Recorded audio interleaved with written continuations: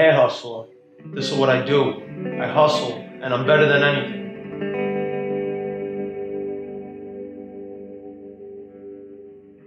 This is my career. I own this. I don't let it control me, I control it.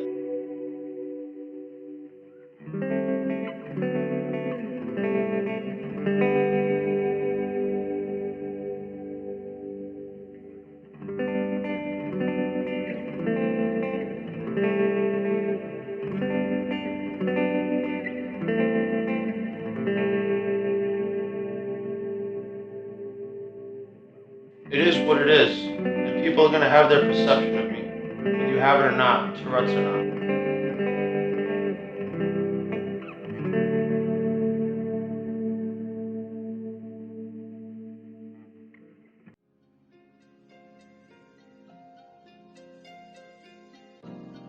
My name is David Arce. I'm 27, born and raised in Bensonhurst, Brooklyn.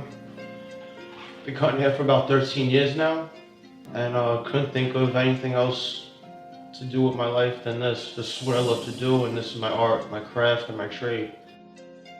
What sets me apart from other barbers that makes me special, actually very special, would be I have Tourette syndrome.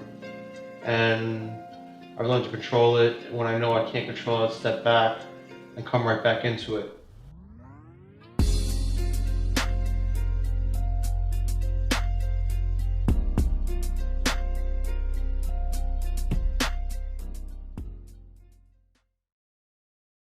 I had my son David, June 3rd, 1988. He was my firstborn, my dream come true. He was such a good boy. Pregnancy was easy. He grew up, he was a wonderful toddler, very cheerful. He was very warm and loving and very close to me always.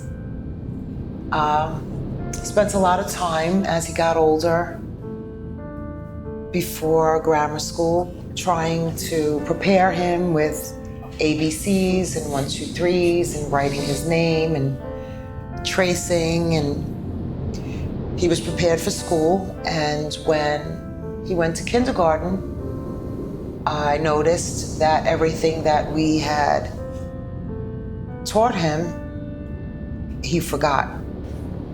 I decided to have him evaluated.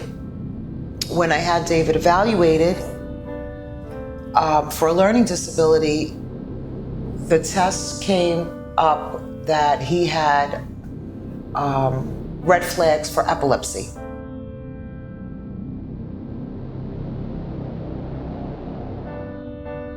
It wasn't as obvious that he had developed Tourette's syndrome until he hit about 7, and he started to twitch, a little twitch in his stomach. And he would come to me and, "Mommy, I can't stop moving."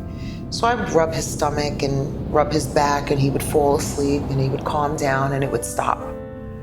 As he progressed into the school year, now we're talking about 7, 8 years old, it started to get worse. He started to twitch constantly, twitching constantly to where I noticed that his stomach muscles were more developed. We went to various doctors and neurologists. He'd go for remediation, he'd go for extra tutoring. All of the doctors would say, "Oh no, it's just nervous. We can't find anything wrong with him. He's just nervous. He's a nervous child. He's a worrier. He's switching because he's nervous." I wasn't satisfied with that, so I went on the computer. I became convinced more that it was Tourette syndrome.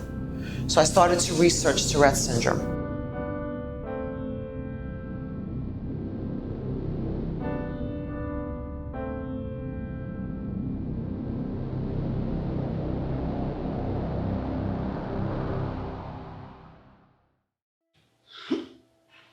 My mother once timed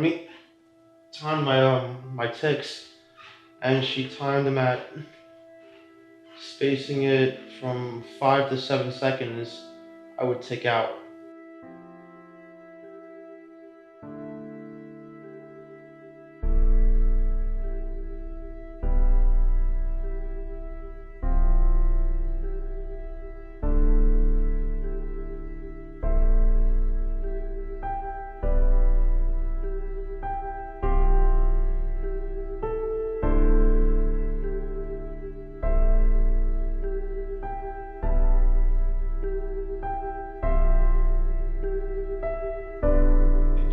wouldn't take as much when I'm cutting someone's hair or when I'm shaving somebody as much as when I'm away from someone and I'm doing it regular. Really, at the end of the day, what I find most relaxing is when I have a straight razor to somebody's neck.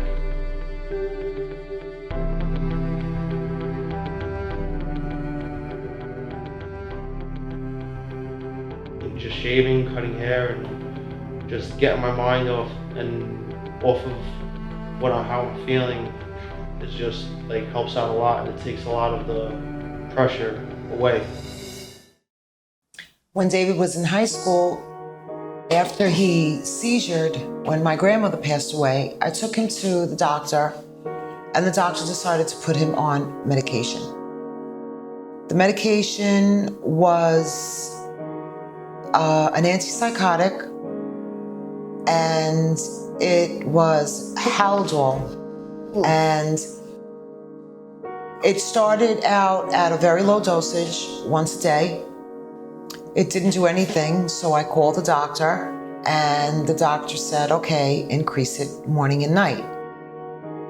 It still didn't do anything. David was still twitching. It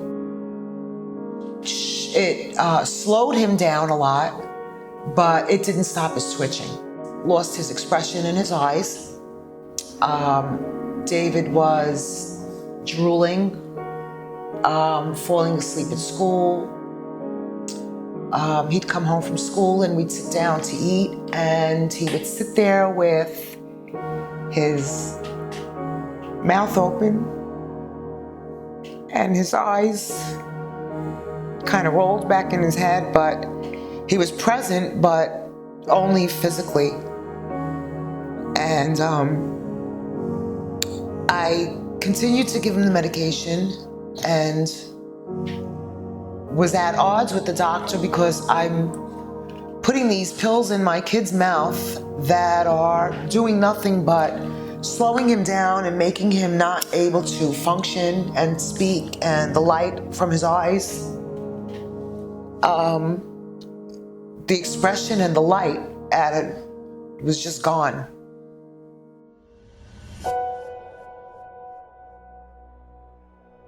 I didn't see myself as cute, good looking. I wasn't like, I didn't see myself popular, so I tried to, but it wasn't me. It was just like fitting a circle into a square. It wasn't gonna happen. The type of stares that I would get wouldn't be nice ones at all. I might be thinking different, like, wow, they're like making fun of me. Like they might like, spot like something, like a tick of mine, like they might have. I mean, for example, I'll pass by a group of girls and I think like, wow, they're really cute, but there's always that but. They might talk, they're like, they might notice my tics or whatever. After like a while now, it's just all my life, it's been a part of me. I'm used to it. Although you really never get used to it, you do get used to it.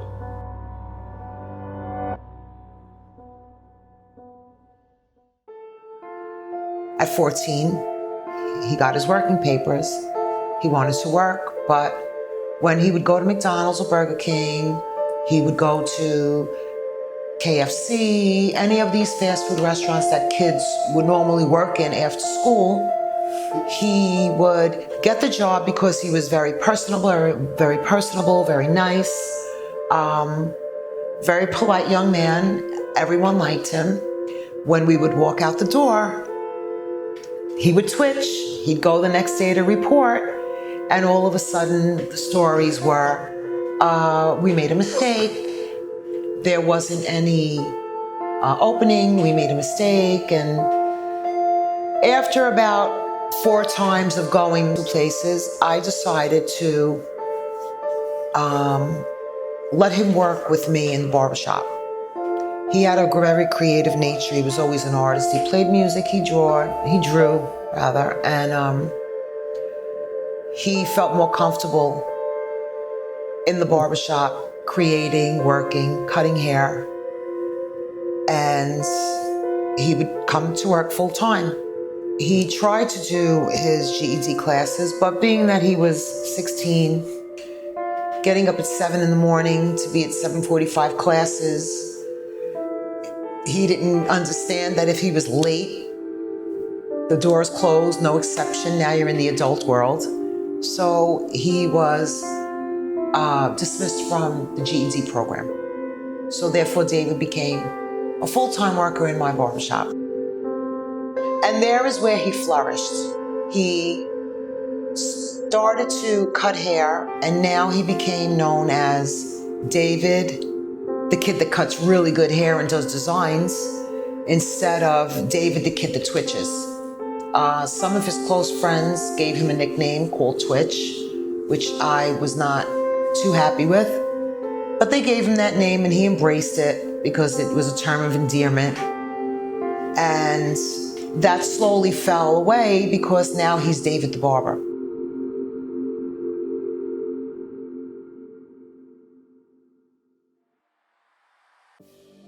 I'm just proud of you to be as strong as you are, and you never let anybody get you down and stop you from what you're doing. And I love you, and I'm just very proud of you, and you'll see how many people you're gonna touch just by walking into work every day.